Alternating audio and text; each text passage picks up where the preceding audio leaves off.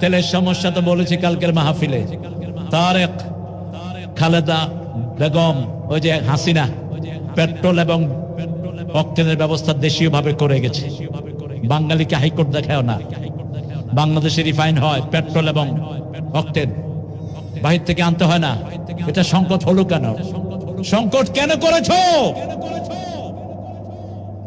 তোমার জ্বালানি মন্ত্রী পার্লামেন্টে বলে তেলের কোনো সংকট নাই। আমার যুবকেরা 7 ঘন্টা 8 ঘন্টা বসে থাকে পাম্পের এখানে, 2 লিটার তেল পায় না। এই যুবকদের অনেকেই মোটরসাইকেল চালিয়ে তাদের জীবিকা নির্বাহ করে। ঠিক না বেঠিক? হয় তেল রেগুলার করো, আর তা নাহলে হিসাব করে এই যুবকদেরকে প্রতিদিন 1000 টাকা করে ভর্তুকি দাও। ঠিক না বেঠিক? চুরি ডাকাতি বন্ধ করো। 51,000 কোটি অলরেডি তোমরা ক্ষমতা নেওয়ার পর থেকে ব্যাংক থেকে তোমরা সরিয়েছো। 21 টেলিভিশন সেটার হিসাব দিয়েছে। 51,000 কোটি এর মধ্যে সরানো হয়েছে। টাকা দিয়ে কি করো?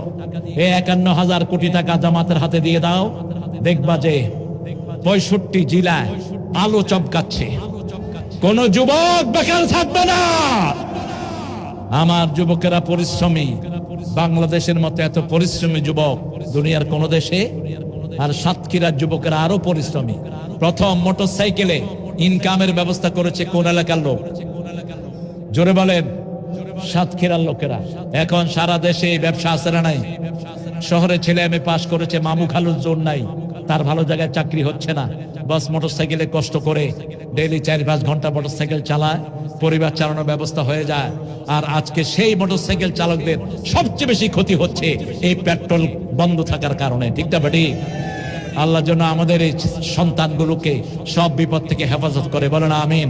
অচিরেই যেন এই তেল রেগুলার হয়ে যায়। আর না হলে তার তোমার ডিবির লোকদেরকে বলছি, প্রধানমন্ত্রীকে নোটিশ দাও যাতে প্রত্যেক দিন তেলের সংকট দূর হওয়া পর্যন্ত 1000 টাকা করে আমার যুবকদের হাতে দিয়ে দেওয়া হয়। আল্লাহ আমার প্রত্যেক যুবককে ইসলামের জন্য কবুল করুন। আমার প্রত্যেক যুবকের জীবনের গুনাহগুলো আল্লাহ মাফ করে দিক। আমরা এখন দোয়ার দিকে যাবো ইনশাআল্লাহ। কি লিখছেন? আহা, হ্যাঁ, কালেকশন তো একবার হয়েছে, নাকি আরো দিবেন? কম দিয়েছেন কারা? এই ইকবাল, কত হয়েছে কালেকশন? মামুন হোসেন আম্মা অসুস্থ, আল্লাহ সুস্থতা দান করুক। আলহাজ আব্দুল হামিদ সাহেব 1000।